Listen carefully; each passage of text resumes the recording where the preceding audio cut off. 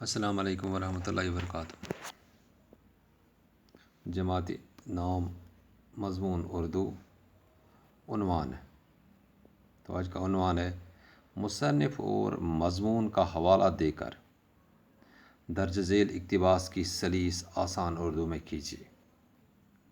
مصنف اور مضمون کا حوالہ دے کر، یہ مصنف یہ کس نے لکھا ہے، لکھنے والے۔ مصنف اور مضمون کا حوالہ دے کر درج ذیل اقتباس کی سلیس آسان اردو میں کیجیے۔ اقتباس اس طرح ہے: ادھر میں نے دروازے میں قدم رکھا، ادھر ان کی لڑکی نے ٹانگ لی، جب تک سیر دو سیر مسالہ مجھ سے نہ پسوا لیتی، نہ گھر سے نکلنے دیتی، نہ روٹی کا ٹکڑا دیتی، خدا جانے کہاں سے محلہ بھر کا مسالہ اٹھا لاتی تھی، پیستے پیستے ہاتھوں میں گٹھے پڑ گئے تھے، جہاں میں نے ہاتھ روکا اور اس نے بٹھا انگلیوں پر مارا، بخدا جان سے نکل جاتی تھی۔ میں نے مولوی صاحب سے کئی دفعہ شکایت بھی کی، مگر انہوں نے ٹال دیا۔ خبر نہیں مجھ سے کیا دشمنی تھی، تاکید کر دیا کرتے تھے کہ عبدالخالق صاحب کے مکان میں ضرور جانا۔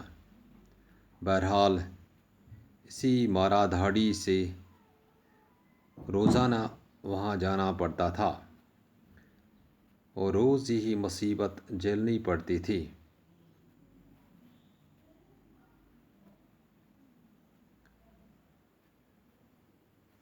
تو یہ اقتباس فرحت اللہ بیگ کے خاکہ نذیر احمد کی کہانی کچھ میری اور کچھ ان کی زبانی سے ماخوذ ہے۔ یہ خاکہ انہوں نے اپنے استاد مولوی نذیر احمد کے متعلق لکھا ہے۔ اس اقتباس میں اپنے لڑکپن میں مولوی صاحب ڈپٹی عبد الحمید کے مکان میں روٹی کھانے کی غرض سے جایا کرتے تھے۔ وہاں ڈپٹی صاحب کی بیٹی ان سے جاتے ہی مسالہ پیسنے کو کہتی، اور جب تک نہ مولوی صاحب سے دو سیر مسالہ پسواتی تھی، تب تک انہیں کھانے کو کچھ نہیں ملتا تھا، اور نہ ہی مولوی صاحب کو تب تک گھر سے نکلنے کی اجازت دی جاتی جب تک نہ مسالہ پیسنے کا کام ختم ہو جاتا۔ مولوی صاحب کو حیرانی ہوتی کہ اس قدر زیادہ مسالہ وہ روز کہاں سے لاتی تھی۔ پورے محلہ کا مسالہ وہ مولوی صاحب سے پسواتی تھی۔ مسالہ پیستے پیستے مولوی صاحب کے ہاتھوں میں گٹھے پڑ جاتے تھے۔ اگر مولوی صاحب تھک کر ذرا ہاتھ روک لیتے تو وہ لڑکی مسالہ پیسنے کا بٹھا ان کی انگلیوں